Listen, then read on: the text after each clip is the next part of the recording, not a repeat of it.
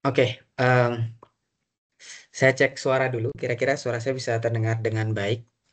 Rekan-rekan yang sudah hadir bisa konfirmasi lewat reaction atau lewat kolom chat juga boleh. Atau pakai mikrofon juga boleh, silahkan. Suara saya bisa terdengar dengan baik. Oke, terima kasih. Baik, kita mulai untuk webinar di siang hari ini. Assalamualaikum warahmatullahi wabarakatuh. Selamat siang, semoga dalam keadaan sehat semua, Bapak Ibu, rekan-rekan yang sudah hadir di sesi webinar hari ini. Senang rasanya bisa berjumpa dengan rekan-rekan semua di sesi webinar Mari Belajar Community ini.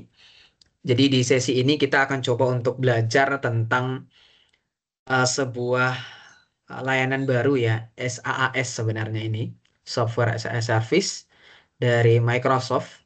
Dibilang baru sebenarnya nggak juga ya, karena ini udah ada dari tahun sebelumnya. Jadi kita akan belajar tentang Microsoft Fabric namanya. Oke, jadi di sini nanti saya akan ada beberapa sesi, gitu ya rekan-rekan ya. Saya akan mulai dengan pemaparan materi terlebih dahulu. Setelah itu nanti rekan-rekan akan ada sesi untuk demo juga, dan ditutup dengan sesi tanya jawab seperti itu. Nah, bagi rekan-rekan yang mungkin nanti kelupaan untuk menulis pertanyaannya apa gitu ya, bisa dituliskan lewat kolom chat gitu ya.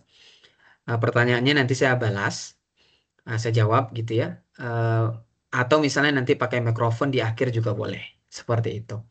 Tapi intinya di sini kita santai aja rekan-rekan ya. Kita ada waktu 1 jam ya. Jadi nanti di sini saya akan demo juga nanti ya, langsung bagaimana cara penggunaannya. Harapannya bisa menjadi gambaran awal bagi rekan-rekan yang ingin mengenal tentang produk baru ini dari Microsoft ya, yaitu Microsoft Fabric seperti itu. Oh ya, jangan lupa bagi rekan-rekan untuk hasil webinar kita ini nanti bisa ditonton juga ya di channel YouTube-nya Mari Belajar, bisa di-subscribe. Atau di website Mari Belajar juga ada di bagian webinar nantinya. Atau nanti bagi rekan-rekan yang ingin mendapatkan informasi terbaru, kegiatan-kegiatan baru dari Mari Belajar bisa ikuti sosial media Mari Belajar di Instagram maupun di LinkedIn seperti itu. Oke, langsung aja ke materi kita. Jadi topik yang ingin saya angkat di sini, rekan-rekan, adalah Unified Data Solution dengan Microsoft Fabric. Jadi di sini kita mau melihat gitu ya tentang satu solusi yang ini boleh dibilang luar biasa sih gitu ya. Saya boleh bilang luar biasa. Kenapa? Karena sebelumnya gini sih rekan-rekan. Jadi di dunia data itu sebenarnya ada banyak role ya, ada banyak tanggung jawab yang dimiliki. Ada yang sebagai seorang data engineer, ada dia sebagai seorang data um, apa namanya, data analis, ada yang dia sebagai seorang data scientist, ada juga mungkin yang sebagai seorang data administrator gitu ya. Ada juga mungkin orang yang sebagai data integration gitu ya, yang lebih detail daripada data engineering. Ada juga mungkin yang sebagai data warehousing. Ada juga yang mungkin sebagai real time intelligence. Nah, jadi banyak sebenarnya role tanggung jawab yang ada di dunia data. Nah, sebelumnya yang terjadi, yang mungkin pengalaman saya pribadi, mungkin rekan-rekan juga yang pernah terjun dalam dunia data gitu ya, merasakan bahwasannya kadang itu proses bekerja yang kita hadapi, yang kita kerjakan dengan tim, itu seolah-olah terpisah gitu. Contohnya data engineer akan pakai bahasa A, bahasa B, terus nanti data analis pakainya tools A, tool B gitu ya. Data scientist nanti pakainya yang produk Z, produk Y seperti itu. Efeknya apa? Kerjanya harus selesai dulu bagian A, nanti lanjut dulu di bagian B, dan lanjut lagi nanti di bagian C kayak gitu. Efeknya ya mungkin nanti proses bekerjanya akan lebih kurang ya dalam proses kita mencoba untuk menyamakan data gitu. Jadi ibaratnya kalau misalnya oke, data engineer nanti bekerja dulu, dia menyiapkan pipeline data, dia siapkan untuk alur data. Kalau udah datanya baik ya, alurnya selesai, nanti baru masuk ke satu tempat gitu ya. Nah, dari tempat ini nanti akan diolah lagi oleh data warehousing.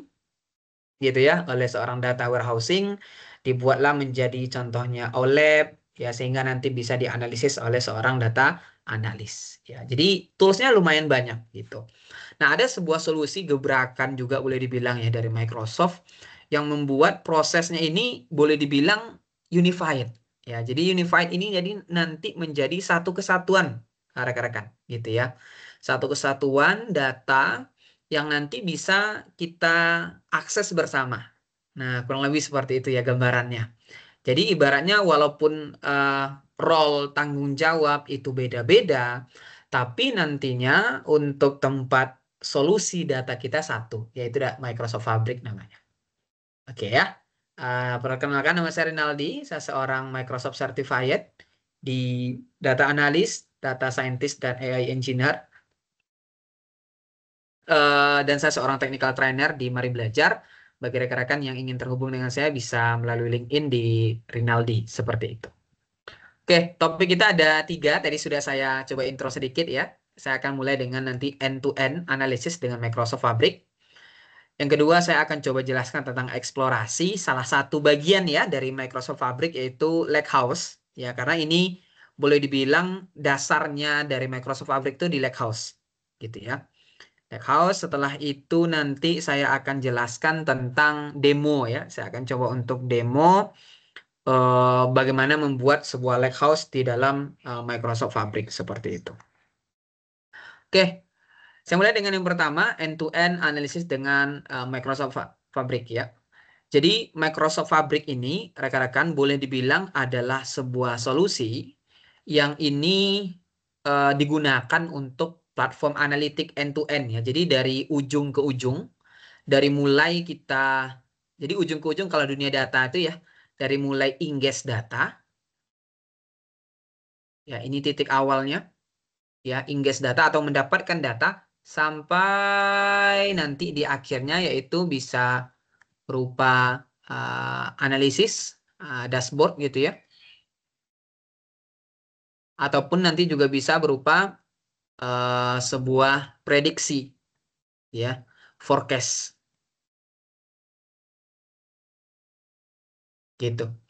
Jadi Microsoft Fabric adalah platform analitik yang end-to-end dari ujung ke ujung, mulai dengan kita mendapatkan data sampai kita bisa membuat dashboard atau bahkan forecasting, ya, yang ini menyediakan lingkungan tunggal, ya, lingkungan tunggal dan terintegrasi.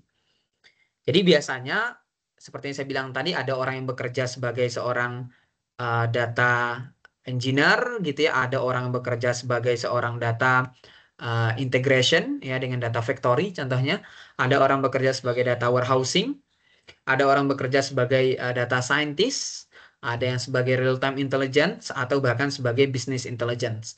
Nah, semua pekerjaan ini itu nanti bisa di-cover oleh Microsoft Fabric. Jadi dia memungkinkan kita untuk menyerap, menyimpan, memproses, menganalisis data itu dalam satu lingkungan. Makanya nanti ada yang kita kenal dengan istilah one lake ya, namanya one lake. Jadi setiap tanggung jawab yang ada di sini itu berdiri di atas yang namanya one lake. Ya. Jadi format datanya disimpan dalam one lake itu, seperti itu. Nah, sekarang saya mau jelaskan tentang one lake ini. Ya, jadi one lake ini adalah penyimpanan data terpusat. Jadi boleh dibilang one lake ini menyatukan data kita di seluruh tempat, ya, seluruh wilayah dan cloud menjadi single logical lake tanpa memindahkan atau menduplikasikan data kita. Jadi one lake ini sebenarnya dia itu dibuat di atas Azure Data Lake Storage ya. Jadi kalau misalnya rekan-rekan yang pernah pakai dulu namanya Azure Data Lake Storage, nah sebenarnya One Lake itu dibangun di atas itu, ya.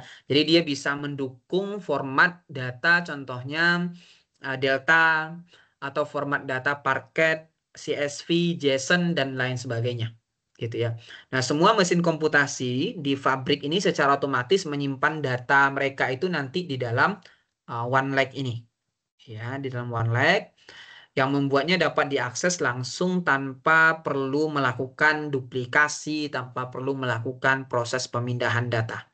Seperti itu. Nah, jadi nanti kita bisa untuk memungkinkan kita mengakses data dari tempat yang banyak sekali. Jadi bisa kita hubungkan nanti ya. Contohnya ada juga shortcut nanti ya. Nanti saya jelaskan shortcut ini. Jadi shortcut ini adalah referensi ke file ya atau penyimpanan baik internal maupun eksternal. Contoh kita punya data di Google contohnya ya. Nanti kita bisa coba uh, ingest datanya ke OneLake bisa. Atau misalnya di Amazon gitu ya. Azure udah pasti gitu ya. Jadi bisa kita coba untuk mengakses data cloud ya tanpa ada proses menyalin datanya kayak gitu. Jadi prosesnya cukup seamless rekan-rekan. Jadi banyak sekarang perusahaan-perusahaan yang sudah mulai berpindah gitu ya. Karena dulu itu kalau misalnya kita mau pakai ini, dulu tuh terpisah-pisah ya. Terpisah-pisah. Jadi kalau misalnya mau gunain nanti data factory, ya nanti prosesnya mungkin di Azure Data Factory atau Azure Synapse gitu ya. Itu pakai satu lagi. Terus nanti yang pakai data analis pakai Power BI, tempatnya beda lagi. Nah, sekarang enggak, semuanya disimpan dalam satu data terpusat, namanya adalah OneLake. Baik itu nanti datanya dari internal maupun dari eksternal itu bisa untuk disupport di dalam OneLake ini atau di dalam Microsoft Fabric ini rekan-rekan. Nah, Microsoft Fabric ini itu bekerja di dalam workspace namanya. Ya, jadi harus ada nanti namanya workspace gitu ya. Bagi yang sudah pernah menggunakan Power BI mungkin kenal ya namanya workspace. Nah, di dalam workspace inilah nanti kita akan bisa untuk melakukan apa ya? Proses pengelompokan. Ya, pengelompokan logis. Jadi workspace itu adalah wadah logis ya untuk kita mengatur data, laporan maupun aset yang lainnya. Di dalam workspace, rekan-rekan nanti bisa mengatur nih contohnya orang yang bisa melihat siapa, orang bisa mengedit siapa, orang yang tidak bisa akses siapa. Jadi kita bisa kontrol akses di dalamnya. Ya layaknya kita punya sebuah lemari. Lemari ini nanti ada kata sandinya contohnya. Kalaupun mereka bisa buka, yang mereka bisa lakukan apa aja, itu bisa dilakukan. Jadi setiap kita mau buat workspace di dalam Fabric gitu ya, di dalam Fabric itu biasanya akan memilih ya tipenya apa. Ya. Dan juga Microsoft Fabric ini ada lisensinya sendiri ya. Kalau yang sudah punya Power BI sih harusnya nanti lebih ada gambaran ya tentang workspace itu apa. Oke, yang ketiga, workspace itu tentang kolaborasi dan keamanan. Jadi tujuan workspace itu sebenarnya untuk kolaborasi dan keamanan ya. Karena nanti dia bisa mengontrol akses ya, baik untuk pengguna bisnis maupun yang IT-nya. Gitu. Jadi dia berjalan di dalam workspace gitu ya. Yang keempat, bisa melakukan manajemen resource dan integrasi ke Git. Ya, jadi kita bisa mengatur performa, bisa mengatur biaya nanti melalui pengaturan komputasi. Nah, bagusnya rekan-rekan nanti bisa integrasi Git juga nih untuk version control. Gitu ya. Contohnya kita mau pakai version control nanti contohnya GitHub gitu ya yang biasa mungkin sering digunakan. Kita bisa untuk integrasikan nanti dengan Microsoft Fabric ini. Sehingga nanti kita bisa melakukan proses tracking terhadap perubahan yang terjadi. Nah, ini bisa dilakukan. Jadi, setiap kita mau buat menggunakan Microsoft Fabric, itu harus ada workspace-nya dulu. Gitu ya, workspace-nya rekan-rekan nanti bisa uji coba ya bagi yang sudah punya akun Power BI, punya akun Power BI, bisa coba trial untuk yang Fabric ini kurang lebih 60 hari kalau saya nggak salah ya. Tadi saya coba uji coba itu bisa sekitar 60 hari gitu. Dicoba dulu. Seingat saya itu bisa di-renew, tapi dites dulu aja ya. Takutnya di tempat rekan-rekan nggak bisa gitu ya. Oke, saya lanjutkan. Nah, ini untuk akses perannya ya. Jadi ketika kita membuat workspace tadi, itu bisa kita atur perannya siapa aja. Yang pertama ya tentunya admin ya. Ini untuk orang yang bisa mengontrol penuh terhadap workspace itu. Jadi setiap proses yang kita lakukan itu harus di dalam workspace, nggak bisa di luarnya. Oke ya. Setiap proses yang kita lakukan, contohnya mau buat alur data, gitu ya, mau buat sebuah lake house, berarti harus di dalam itu. Oh, saya mau buat nanti itu sebuah dashboard, ya, sebuah report Power BI, harus juga di dalam workspace. Jadi workspace ini rumahnya lah, bahasanya ya, yang lebih mudah dipahami. Akses yang bisa mengontrol penuh itu namanya adalah admin. gitu ya. Yang kedua ada namanya kontributor rekan-rekan. Ini ada keluar ya dalam ujian sertifikasi internasional nih keluar ya. Oke. Kontributor ini dia bisa untuk mengedit dan membuat item. Ya, dia bisa ngedit, bisa buat item. Kalau yang member ini bisa mengakses item dan berkolaborasi. Ya, bisa akses, bisa kolaborasi. Tapi nggak bisa edit ya itemnya. Nggak bisa untuk membuat itemnya. Dan yang terakhir itu hanya viewer, itu hanya untuk orang melihat biasanya untuk klien gitu ya, yang mungkin kita buatkan dashboardnya atau orang yang bisnis ya kita hanya kasih akses untuk melihat saja tanpa mereka bisa untuk melakukan editing atau membuat item yang ada di dalamnya. Oke, nah tantangan model tradisional ini sudah saya sampaikan tadi sebenarnya. Jadi contohnya rekan-rekan begini, kalau seorang data engineer itu biasanya mereka fokusnya pada pemrosesan data atau menyajikan data sehingga apa bisa dikonsumsi sama data analis datanya atau juga bisa dikonsumsi oleh seorang data scientist gitu kan. Nah, namun yang menjadi tantangannya adalah butuh koordinasi intensif. Ya, koordinasinya harus intensif karena begini, sumber data yang dimiliki oleh perusahaan biasanya juga banyak gitu ya. Bahkan ada sumber data dari eksternal juga yang harus mereka dapatkan. Contohnya kalau di perusahaan-perusahaan yang bermain dalam media, maka mereka butuh yang nanti namanya sentimen dari para penontonnya atau para subscribernya atau contohnya para orang yang mengikuti channelnya gitu ya. Itu butuh masukan gitu ya. Nanti mereka dapatkan datanya. Atau misalnya dari sistem internal datanya nanti ya. Kalau misalnya butuh untuk memindahkan satu data ke tempat yang lain contohnya, maka nanti mereka juga harus memastikan datanya butuhnya seperti apa. Apakah nanti hanya bentuk view atau butuh dibuat by query, butuh indeks atau tidak dan sejenisnya gitu ya.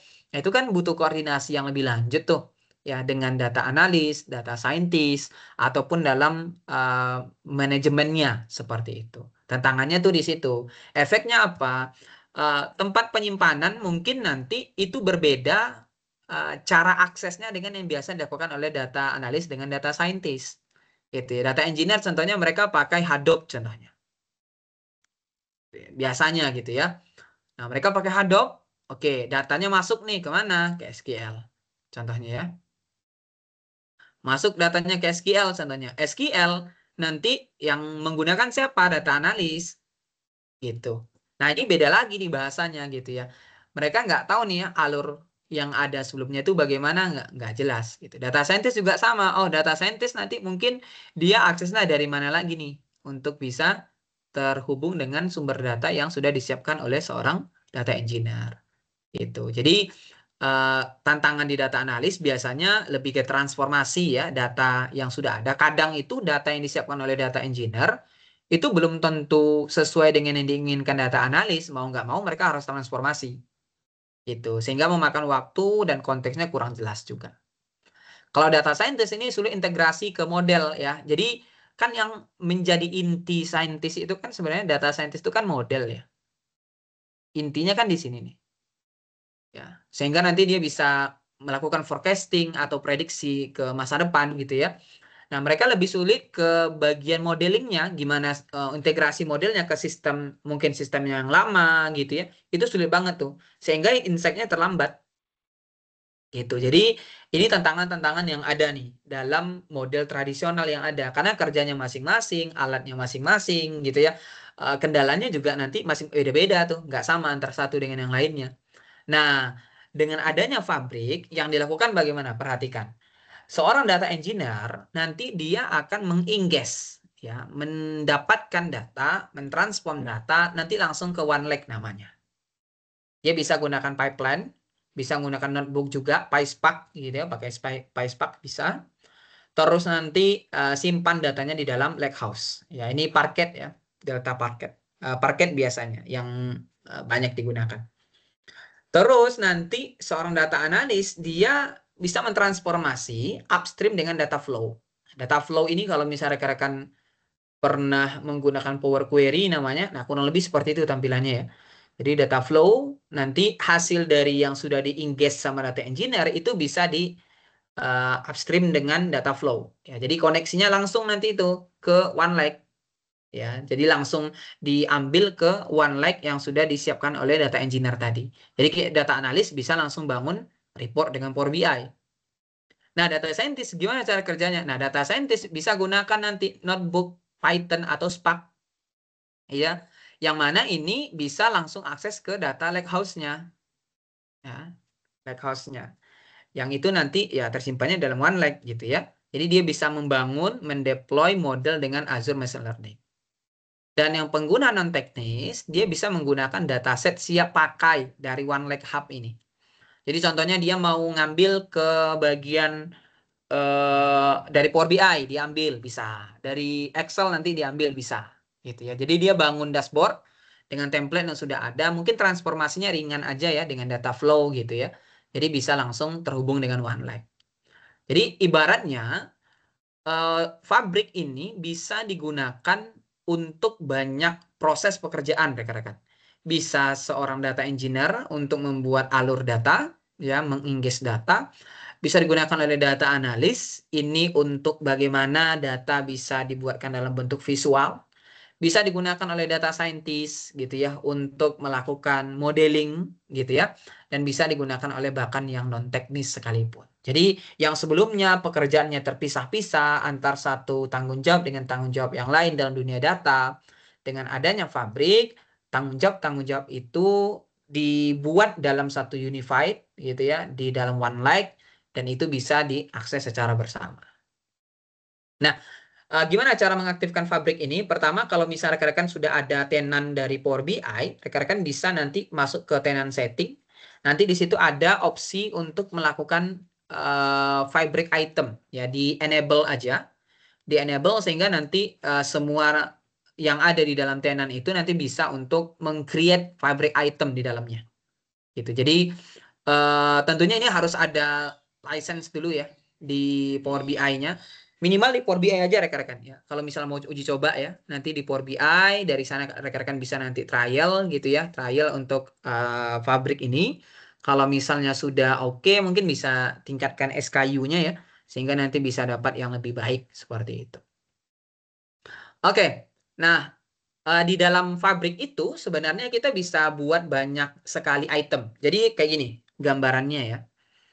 Gambarannya itu setiap kita mau buat sebuah item di Fabrik itu, nah dia ada dalam beberapa bentuk ya. Ntar saya coba siapkan ya.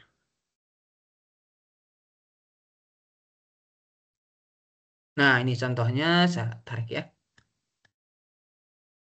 Nah, jadi setiap kita membuat item di dalam Microsoft Fabric, rekan-rekan itu bisa tentukan ya mau jenisnya seperti apa. Contohnya saya mau buat dia sebagai data engineer. Nah, ini ada tasnya ya. Ada tasnya nanti kita bisa pilih contohnya adalah get data. Nah, nah item ini bisa kita tambahin lagi apa yang mau ditambahin untuk tas selanjutnya. Atau misalnya rekan-rekan bisa langsung pilih pre-design aja gitu ya. Contohnya untuk yang general, nah ini general data alurnya kayak gini.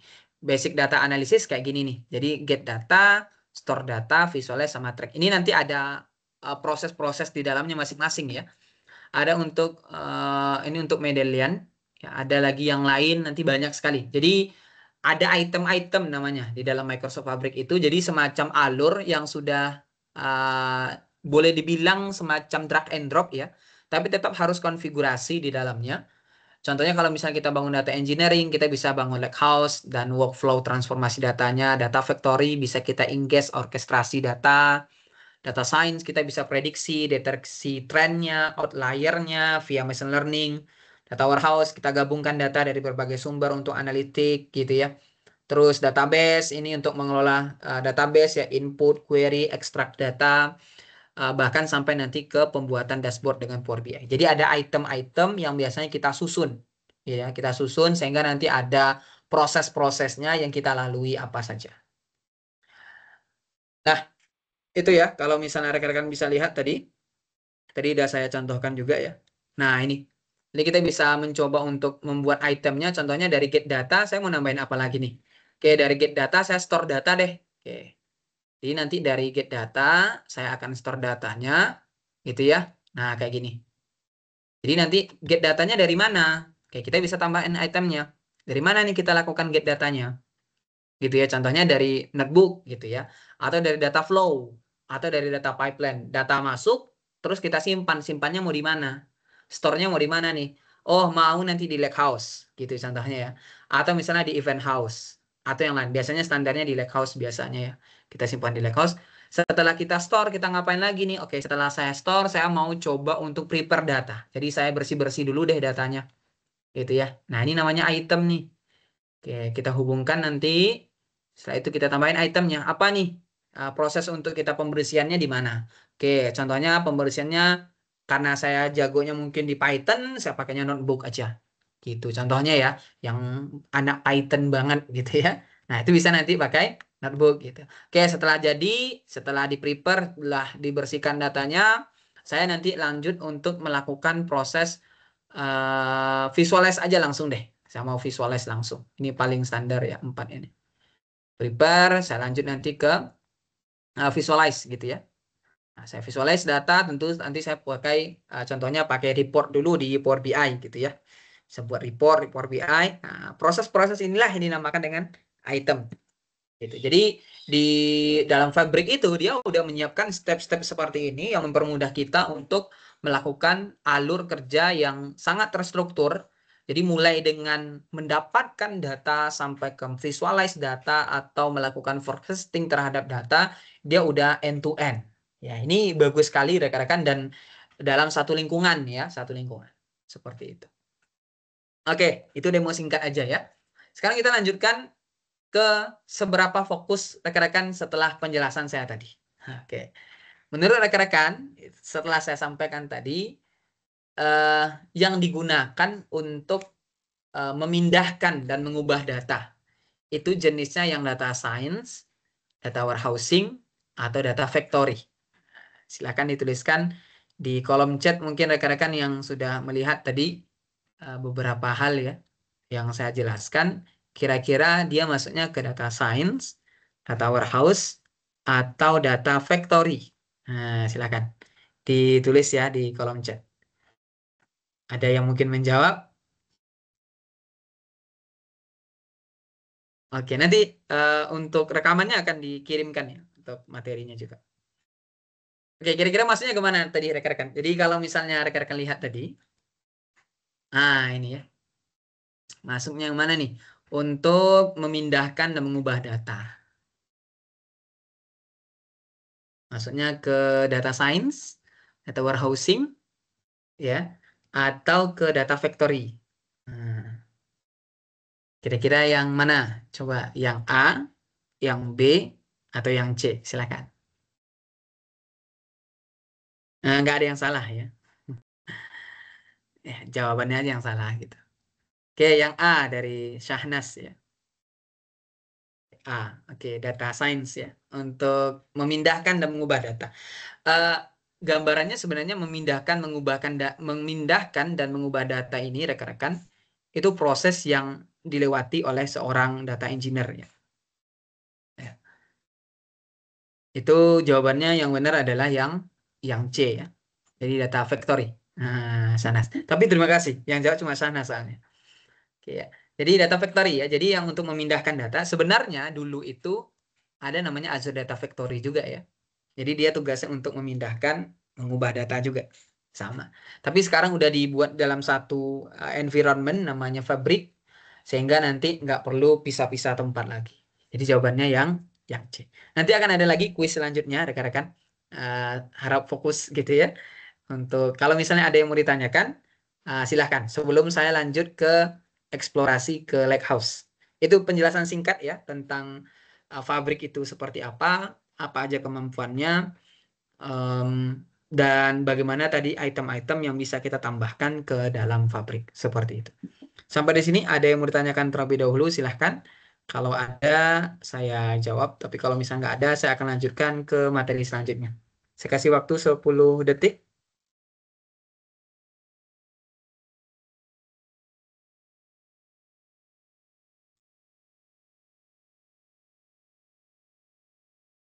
Oke, tidak ada? Oke, saya lanjut ya ke materi selanjutnya. Itu eksplorasi Lakehouse. Ya, jadi kita dari step dasar dulu aja ya. Kita udah kenalan dengan Fabric. Jadi Fabric itu adalah end-to-end analytic solution yang bisa digunakan oleh seorang data engineer, data warehousing, gitu ya, data integration, business intelligence, real time intelligence, sampai ke data scientist. Ya. Nah, sekarang kita belajar dengan yang namanya Lakehouse. Jadi Lakehouse ini sebenarnya adalah fondasi utama dari Microsoft Fabric. Jadi Microsoft Fabric ini fondasi utamanya adalah Lakehouse. Ya. Nah, Lakehouse ini dibangun di atas OneLake, ya, menggunakan engine Apache Spark, ya, dan SQL. Karena nanti itu kita bisa melakukan query juga ya di dalamnya nanti rekan-rekan. Jadi ada SQL endpoint nanti namanya. Jadi data yang sudah kita pindahkan itu bisa kita query apapun jenis datanya. Ya walaupun nanti dia akan disimpan dalam bentuk Parquet gitu ya datanya. Nanti kita bisa untuk coba melakukan query juga bagi yang sudah terbiasa pakai SQL gitu ya. Nah, Lakehouse ini dia menggabungkan keunggulan dari data lake yang itu fleksibel dan scalable serta data warehouse yang itu biasanya digunakan untuk query dan analitik terstruktur. Jadi sebenarnya kalau misalnya ada yang tanya, apa sih sebenarnya perbedaan gitu ya antara Lakehouse, data lake, dan data warehouse gitu ya. Data warehouse ini biasanya rekan-rekan digunakan untuk menyimpan data yang sudah terstruktur dengan skema, mohon maaf, dengan skema yang tetap. Ya, makanya ini dia biasanya dia udah dalam bentuk, kalau biasanya ya yang digunakan itu contohnya udah dalam bentuk tabel gitu ya, sudah terstruktur, udah semacam apa ya boleh dibilang siap digunakan ya karena dia udah dalam skema bentuk tertentu dan siap untuk digunakan. Ya, ini semacam OLAP ya kalau saya nggak salah ya. Jadi udah semacam OLAP, jadi udah bisa digunakan untuk melakukan proses analitik ya dari warehouse ini. Jadi data warehouse itu terstruktur, bisa digunakan untuk analisis, tapi kurang fleksibel ya, digunakan untuk data-data yang tidak terstruktur. Kenapa? Karena dia udah ada skemanya, gitu ya. Kalau data lake ini dia digunakan untuk penyimpanan big data untuk semua jenis data. Fleksibel, tapi dia lambat untuk melakukan query dia. Karena dia bisa menyimpan data lake itu ya. Jadi dia bisa menyimpan data terstruktur, bisa menyimpan data yang tidak terstruktur, ya, bisa juga menyimpan data yang semi terstruktur. Jadi semua jenis data bisa, gambar, video, JSON, CSV, gitu ya. Karena skemanya fleksibel, ya, karena dia hanya skema on read aja, ya. Kalau di dalam data lake. Nah, kalau lakehouse dia itu gabungan, ya, gabungan antara data lake dengan data warehouse, ya.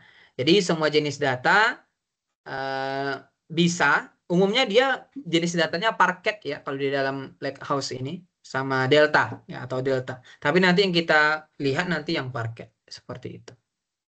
Jadi apa Lakehouse itu ya gabungan keduanya ya. Jadi cocok digunakan untuk AI ataupun BI yang modern ya. Kalau yang untuk Lakehouse ini. Oke, kita lanjutkan dulu. Nah, arsitektur dan keunggulan Lakehouse ini pertama dia disimpan dalam format Delta Table, ya. Jadi disimpan dalam format Delta Table. Rekan-rekan bisa coba nanti cari sendiri ya. Apa sih perbedaan antara Delta Table sama yang biasanya gitu ya, format yang SQL biasa. Yang kedua, dapat di-query seperti database kalau kita menggunakan Lakehouse gitu ya. Yang ketiga, dia mendukung Spark, SQL dan juga machine learning. Ketiga ya, keempat dia skemanya fleksibel karena dia skemanya on read ya, skemanya on read. Yang selanjutnya mendukung transaksi ACID ya. Ini itu ACID ini konsep dari data terstruktur ya. Ya, atomicity ya sampai nanti ke huruf D-nya. Jadi ini konsep yang biasanya digunakan dalam proses data terstruktur atau data yang tabel ya, yang SQL. Yang keenam itu satu lokasi untuk engineer, saintis, dan analis. Nah, ini yang saya bilang tadi ya. Dia satu tempat penyimpanan, bisa digunakan oleh data engineer, saintis, bahkan ke analis seperti itu. Nah, proses ETL di Lakehouse itu sumber datanya bisa banyak, bisa file lokal, bisa database, bisa API, bisa Azure Data Lake Gen 2, ya. Transformasinya juga bisa kita pilih. Bisa pakai Spark Notebook gitu ya. Yang biasa pakai Python atau PySpark gitu. Atau juga bisa menggunakan data flow Gen 2 yang dia itu berbasisnya Power Query. Ya, orkestrasinya bisa pipeline di Data Factory. Nah, ini biasanya yang dilakukan ya. Jadi kita bisa melakukan proses query SQL, bisa melatih model machine learning, analitik data real time, bahkan sampai membuat laporan Power BI. Gitu. Jadi proses ETL-nya banyak ya, yang dia support pun banyak gitu. File lokal bisa, database bisa, bahkan sampai ke data-data eksternal yang bukan hanya dari Microsoft, dia bisa. Nanti ada shortcut-nya yang bisa kita gunakan. Nah, saat membuat lakehouse, maka nanti 3 item otomatis akan dibuat. Pertama itu ada lakehouse itu sendiri. Ini biasanya menyimpan table, file, folder ya. Ini biasanya di sini. Jadi nanti filenya kita masukkan ke lakehouse dulu. Setelah itu nanti kita akan buatkan dia menjadi sebuah table ya, sehingga nanti kita bisa melakukan query ya. Kita bisa melakukan query di SQL Analytic Endpoint. Dan ini bisa hasilnya nanti disimpan dalam bentuk semantic model namanya. Ya, jadi semantic model ini tuh kayak data yang udah kita proses, yang kita udah buat, udah kita transformasi juga biasanya dengan lakehouse itu bisa. Terus itu bisa dikonsumsi nantinya. Ya, di Power BI jadi report. Nah, itu jadi bisa nanti. Jadi setiap kita membuat lakehouse, 3 hal ini akan ada nih. Lakehouse, semantic model, sama SQL Analytic Endpoint. Nah, alat transformasinya ada 3. Kita bisa gunakan notebook. Ini mungkin yang terbiasa pakai PySpark, SQL, atau Scala. Ya, ini bisa kita pakai yang notebook. Tapi yang biasanya pakainya modelnya seperti Power Query bisa menggunakan data flow Gen 2. Tapi yang biasanya pengennya pakai drag and drop kayak pipeline gitu ya. Nah, ini bisa nanti menggunakan pipeline. Ya, bisa disesuaikan dari sederhana sampai ke yang kompleks-kompleksnya. Itu bisa pakai pipeline nantinya. Oke, sekarang pertanyaan kedua. Oke, silakan jawab lagi di kolom chat. Saat merancang proses ETL untuk Lakehouse di Microsoft Fabric, alat manakah yang dapat digunakan untuk merepresentasikan transformasi secara visual tanpa pemrograman tradisional? Maksudnya tanpa pemrograman aja ya. Yang A, SQL Analytic Endpoint, yang B, Notebook, atau yang C, Data Flow Gen 2. Silakan tuliskan di kolom chat bagi yang tahu jawabannya ya. Silakan. Kira-kira yang mana jawabannya, kira-kira?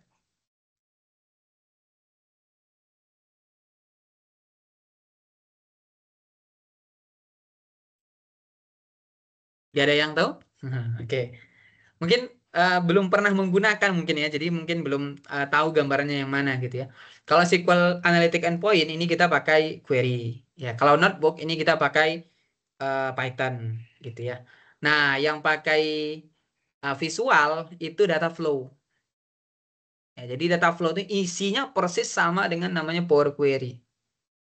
Coba rekan-rekan nanti cari aja Power Query. Di Excel itu ada. Ya, di Excel itu ada. Oke, sekarang saya coba demo. Nah, singkat saja, kita coba demo cara membuat lakehouse itu gimana. Oke, saya pertama akan coba membuat lakehouse-nya. Terus saya impor datanya. Saya akan query dengan SQL dan membuat laporannya juga. Seperti itu ya. Oke, pertama begini. Bagi rekan-rekan yang belum punya apa namanya Microsoft Fabric, bisa coba nanti cari aja di internetnya Microsoft Fabric trial gitu ya. Nanti login dengan uh, akun Microsoft-nya. Silakan nanti trial gitu ya. Nah, ini rekan-rekan nanti bisa trial dengan akunnya. Ya, ini trial capacity. Nah, nanti bisa baca dulu di sini. Di sini ya. Rekan-rekan bisa baca trial di sini atau bahkan langsung masuk aja ke Fabric homepage di sini ya. Fabric homepage langsung masuk ke sini nih. Nah, ini Microsoft Fabricnya yang ini. Nah, kayak gini ya. Ini kebetulan saya udah login dengan akun Microsoft saya. Nanti di bagian pojok eh, kiri atas ini, kanan atas, mohon maaf. Di pojok kanan atas ini nanti ada tulisannya trial. Nah, ini karena ada akun saya jadi saya nggak memperlihatkan gitu ya. Ada di pojok kanan atas ini, diklik aja profile. Setelah kita login dengan akun Microsoft, rekan-rekan bisa trial nanti dapat 60 hari. Ini kebetulan saya baru trial tadi pagi ya. Karena saya pakai akun ini untuk event ini aja. Oke, jadi saya udah trial, udah dapat nih selama 60 hari. Ini tersisa 59 lagi. Oke, setelah itu rekan-rekan yang harus rekan-rekan lakukan adalah kita mencoba untuk membuat yang namanya workspace ya, karena seperti yang saya bilang di awal tadi, yang harus ada setiap kita membuat sebuah item di dalam Microsoft Fabric, kita akan mulai dengan membuat workspace dulu. Nah, ini workspace-nya ya. Workspace gitu ya. Ini my workspace. Rekan-rekan nanti bisa klik di sini ada workspace di bagian pojok kiri atas. Oke, workspace. Nanti dari workspace ini kita akan klik new workspace. Nah, di sini buat namanya contohnya mari belajar gitu ya. Setelah itu klik di bagian advance. Nah, di sini kita ada beberapa license ya. Nah, ini tergantung license rekan-rekan juga nih. Ya, ada yang pro. Pro ini biasanya yang Power BI ya. Nah, ini biasanya nggak support ya untuk beberapa item yang ada di Fabric dia nggak support. Kalau yang trial, nah ini trial ini ada nih, namanya Fabric Trial Capacity. Jadi dia bisa digunakan untuk Microsoft Fabric. Kalau premium per user ini kebetulan karena Power BI saya adalah yang premium, dia bisa mendukung untuk beberapa proses item. Contohnya data flow dia bisa, ya.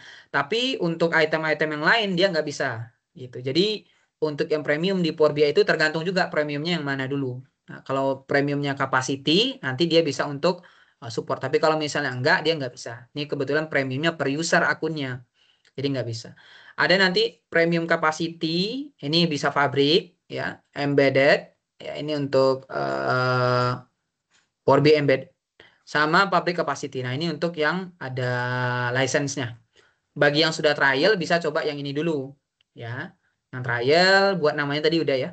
Setelah itu bisa pilih small semantik atau large semantik. Ini tergantung nanti kapasitasnya juga ya. Pakai yang small dulu aja nggak masalah. Setelah itu apply. Oke ya. Nah, setelah selesai, rekan-rekan nanti akan dapatkan di sini ada workspace rekan-rekan.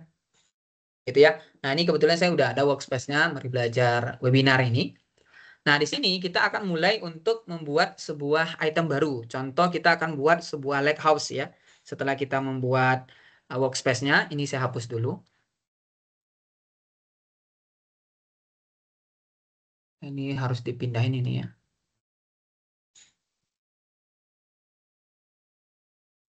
Oke. Saya akan mulai dengan membuat sebuah item baru, new item di sini ya. Kita akan buat item. Oke, kita akan cari namanya adalah lake house. Nah, ini ada store data. Lakehouse namanya ya, store data Lakehouse. Kita pilih Lakehouse, kita buat namanya, contohnya adalah mari belajar community.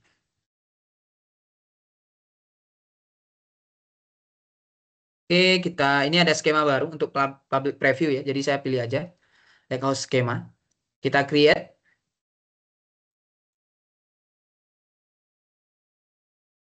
Oke, nah ini adalah tampilan awal dari Lakehouse. Perhatikan rekan-rekan. Jadi setiap Lakehouse itu seperti yang saya bilang tadi dia akan buat 3 ya, semantik, Lakehouse sama SQL Analytic Endpoint. Nah, ini lagi dibuat ya untuk yang SQL Analytic Endpoint. Ini nanti kita bisa ganti-ganti mode gitu ya. Nah, di sini ada table, ada file. Ini file ini yang kita akan upload datanya. Oke, kita akan upload datanya nanti di sini. Setelah itu kita bisa buat file itu kita simpan dalam bentuk table. Kita bisa nanti query juga gitu ya. Nah, jadi di sini saya akan coba untuk masukkan data. Kebetulan ini untuk prosesnya saya pakai yang data sudah ada aja ya, data CSV aja. Jadi saya tinggal upload aja, upload file. Saya akan upload dulu filenya. Sebentar. Saya upload dulu ya. Kelihatan nanti filenya. Oke. Oke, saya ulang lagi. Share screen. Nah, ini saya upload file CSV nama Excel namanya. Lumayan besar datanya. Ini saya upload. Oke, kita tunggu dulu. 3 MB ya. CSV 3 MB itu gede banget ya. Oke. Setelah saya coba untuk upload datanya, di sini, oh sorry, ini harusnya kita bagusnya buat folder ya. Sebentar kita hapus dulu deh. Kita buat folder dulu biar enak. Buat subfolder di sini ada new subfolder. Contohnya apa ya? Webinar. Oke, nah di webinar ini kita baru masukkan nanti filenya. Jadi bisa terkelola dengan baik. Jadi saran saya dibuat folder aja biar enak ya. File, ya hapus saja. Oke, kita upload. Oke, data sudah masuk. Oke, di dalam folder webinar ya. Jadi kelihatan nih di dalam folder webinar. Sekarang itu udah ada satu file baru namanya sales.csv. Jadi kita bisa lihat datanya di sini. Nah, sebenarnya kita juga bisa tambahkan hal lain rekan-rekan. Contoh, saya mau nambahkan nanti di sini ada new shortcut namanya ya. Jadi kita bisa terhubung dengan internal source. Contohnya kita ada data di OneLake, kita bisa ambil. Atau dari eksternal, contohnya dari Amazon, dari Google, ya, Cloud Storage. Nah, ini bisa terhubung juga. Ya, jadi ada shortcut namanya. Oke, ini udah masuk datanya. Sekarang kita mencoba untuk data yang ada ini. Oke, kita akan load datanya untuk masuk dalam sebuah skema namanya, skema udah ada di sini di BO ya. Standar ya, di BO. Jadi ini sini kita coba klik di sini. Sorry. Oke, ini ya. Nah, rekan-rekan nanti bisa klik di sini ada load table, klik titik tiganya, load table, new table ya, kita buat table baru, namanya sales, skemanya di BO, oke, sales, column header sebagai satu, separatornya koma, oke, kita klik load, ini lagi proses untuk memasukkan data kita itu menjadi sebuah table ke dalam sebuah skema di BO. Oke, ini lumayan lama juga sepertinya, kita tunggu dulu ya. Oh ya, nanti hasilnya kita bisa lihat di sini rekan-rekan. Nah, di sini nih ada. Nah, di BO ya. Di BO ada sales ya. Tabel sales yang bisa kita lihat. Kita klik dulu.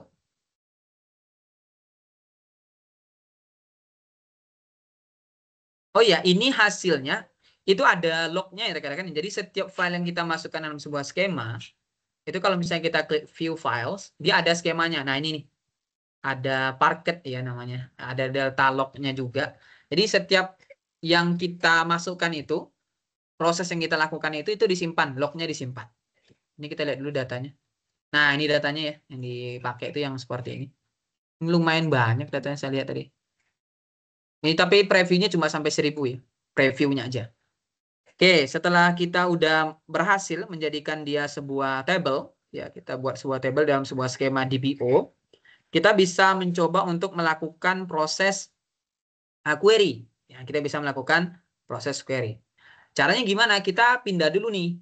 Dari Lakehouse kita pindah ke SQL Analytic Endpoint. Oke. Kita ke sini dulu.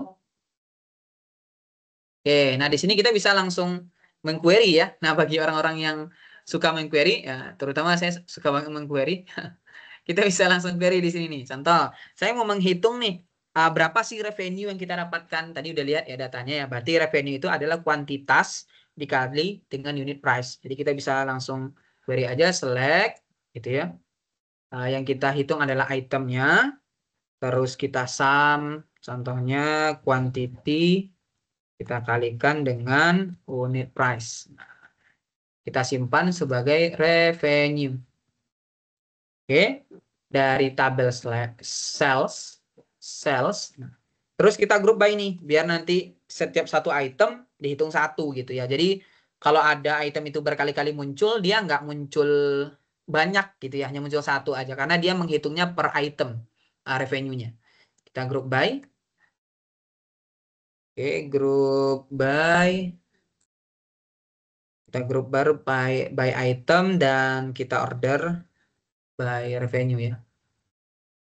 Kita order by revenue.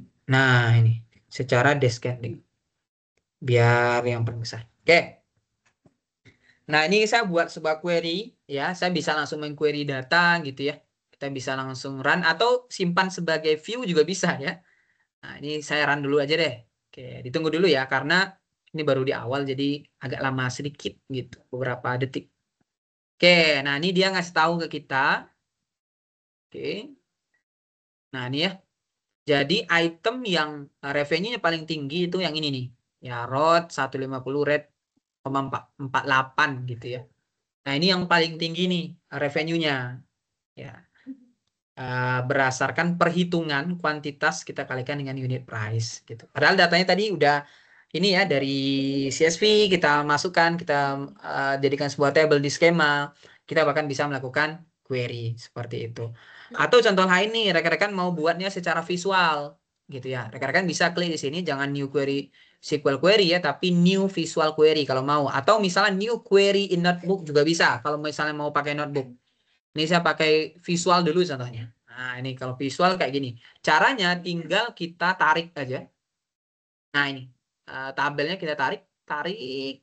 Nah, langsung jadi. Nah, jadi ada proses-proses kayak gini kelihatan ya. Nah, jadi datanya kayak gini. Contoh, kita mau melakukan grup ya. Kita melakukan grouping data. Jadi di sini kita bisa lakukan proses namanya transform ya.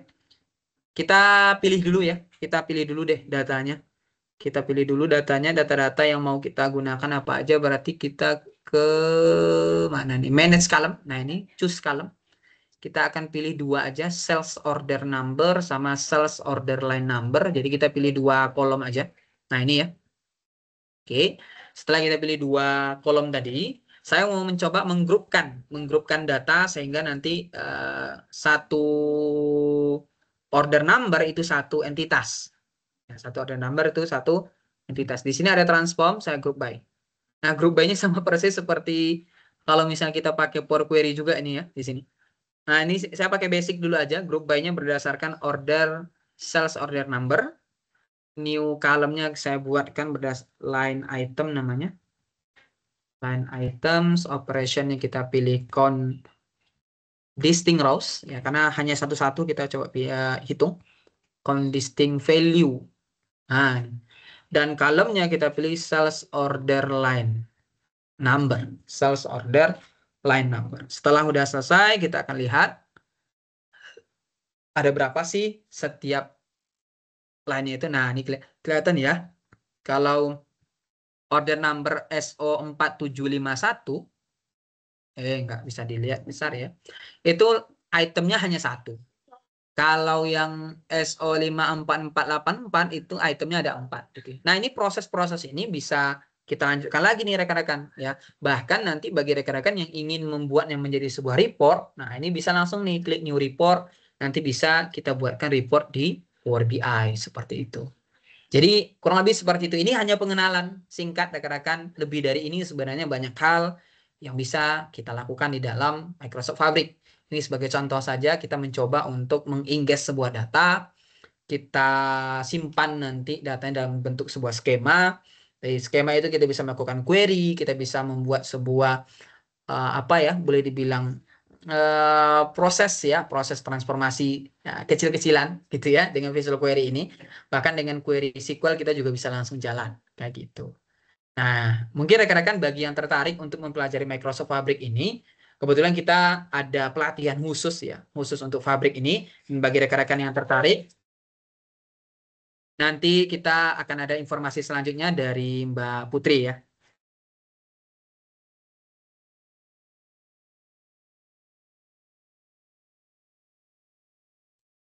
Oke, mungkin itu saja materi dari saya. Rekan-rekan, terima kasih yang sudah memperhatikan. Mungkin jangan keluar dulu. Ada informasi tambahan dari pihak Mari Belajar nih, rekan-rekan. Silakan, Mbak Putri.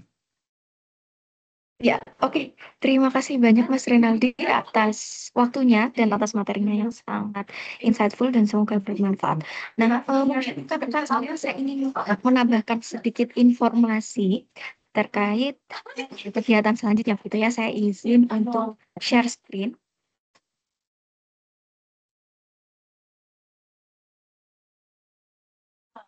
Oke, nah, jadi mungkin bagi rekan-rekan sekalian yang telah mengikuti sesi webinar kali ini mungkin masih merasakan kalau materinya mungkin masih kurang begitu ya, bukan dalam artian Mas Renaldi yang masih kurang menyampaikan, namun masih masih kurang dalam karena kita kan masih membahas untuk dasar-dasarnya saja dan mungkin teman-teman membutuhkan waktu yang lebih banyak dan mungkin membutuhkan lagi ingin mengetahui materi-materi lebih mendalam terkait Microsoft Fabric. Nah, di sini rekan-rekan yang telah bergabung di webinar kali ini memiliki kesempatan emas untuk dapat mengikuti webinar selanjutnya terkait Microsoft Fabric, yaitu Mari Belajar Premium Bangun Data Pipeline dengan Microsoft. Nah, di sini rekan-rekan akan dibimbing oleh Mas Rinaldi juga mengenai bagaimana cara membangun data pipeline dari nol dengan Microsoft Fabric untuk menganalisis data modern. Nah, untuk waktu pelaksanaannya akan dilaksanakan pada akhir bulan ini, yaitu tanggal 1 Juli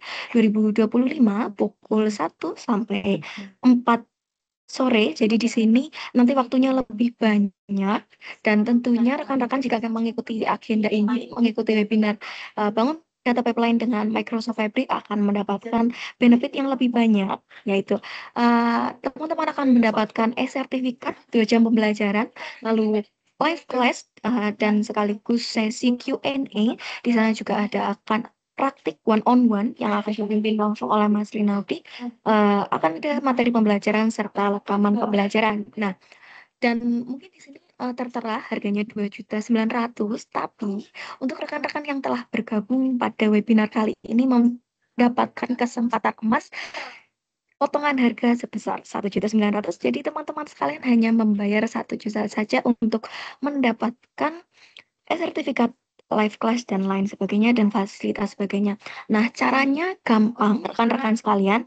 Nanti rekan-rekan sekalian yang telah bergabung di webinar kali ini bisa cek eh, commerce kami di Shopee dan Tokopedia.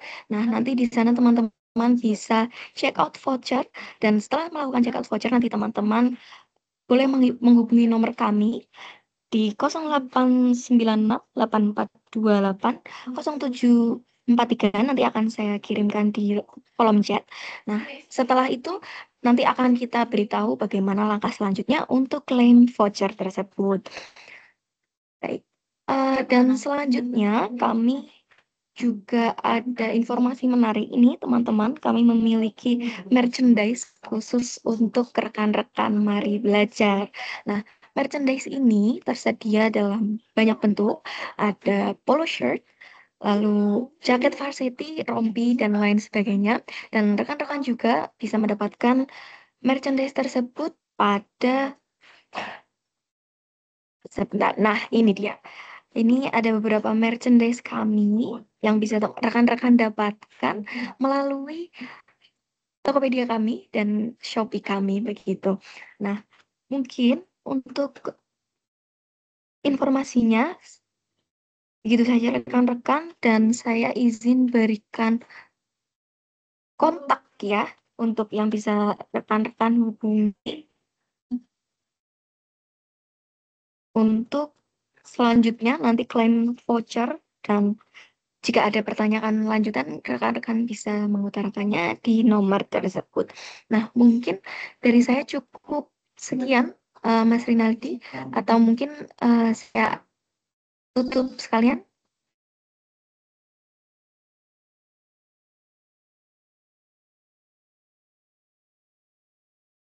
Oke, terima kasih Mbak Putri.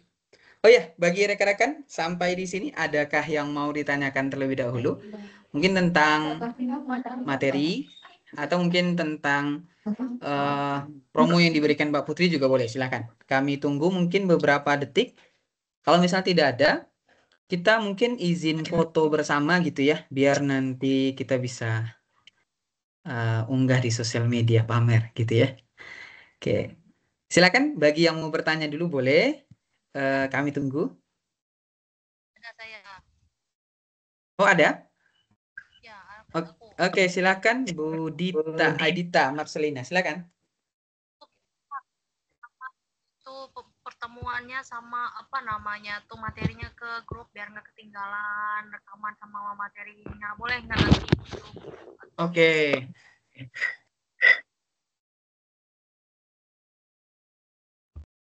Oke, untuk materinya ataupun rekamannya nanti itu akan di-upload di YouTube Mari Belajar kayaknya Mbak Dita ya. Paling nanti untuk detailnya, kalau misalnya Mbak Dita mau tahu bisa hubungi kontak Mari Belajar tadi atau yang sudah menghubungi. Tapi harusnya di website dan di YouTube-nya Mari Belajar itu sudah ada nantinya Mbak Dita. Seperti itu. Oke ya? Oke, sip. Ada lagi yang lain? Silakan.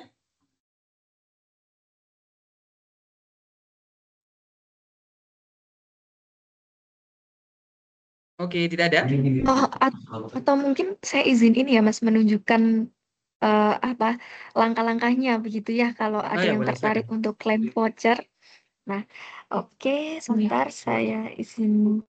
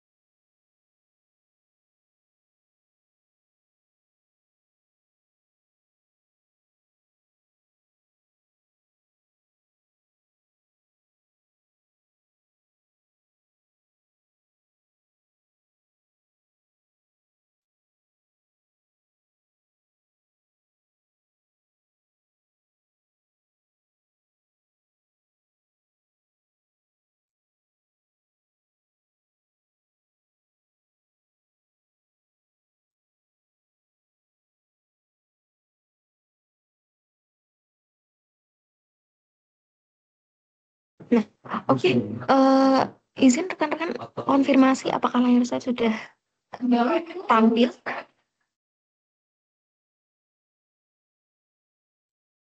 Sudah Mbak Putri. Oke, nah jadi jika ada yang tertarik ya rekan-rekan jika tertarik, setelah ini rekan-rekan bisa cek YouTube, maaf, Shopee kami dengan username Mari Belajar dan di sana rekan-rekan bisa mencari dengan nama voucher Mari Belajar Premium yuk kenalan dengan Microsoft Pampli. Nah, dari yang 2.900.000 harga awal di sini rekan-rekan sudah mendapatkan potongan. Jadi nanti rekan-rekan check out terlebih dahulu. Nah, setelah check out nanti rekan-rekan bisa menghubungi kami di nomor yang sudah saya kirimkan sebelumnya dan di sana nanti akan kami beritahukan bagaimana langkah selanjutnya. Ya, mungkin sudah cukup dari saya, Mas Rinaldi, dan rekan-rekan mungkin masih ada yang ingin bertanya, mungkin terkait materi atau untuk klaim vouchernya juga sebelum kita akhiri. Oke, baik. Terima kasih Mbak Putri ya. Baik, rekan-rekan, bagi yang mau bertanya silahkan atau hubungi kontak kami di kolom chat juga sudah ada ya. Bagi rekan-rekan mungkin yang bisa untuk nyala mikrofon, kita izin untuk coba foto bersama gitu ya. Silakan dinyalakan.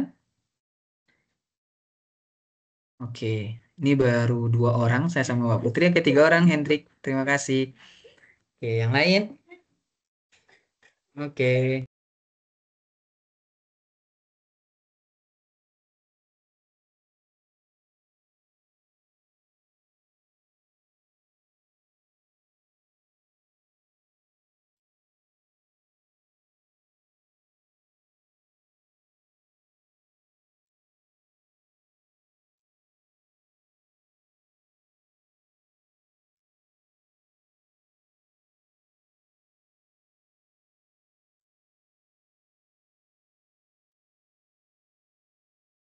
Oke, baik. Terima kasih rekan-rekan. Kita foto bersama dalam hitungan ketiga. Jangan lupa menghadap ke kamera dan senyum bersama. Tiga, satu, dua, tiga. Satu lagi, sebentar. Satu lagi. Fotonya nanti bisa rekan-rekan upload ya. Jangan lupa tag Mari Belajar. Satu lagi. Oke, saya hitung mundur. 3, 2, 1.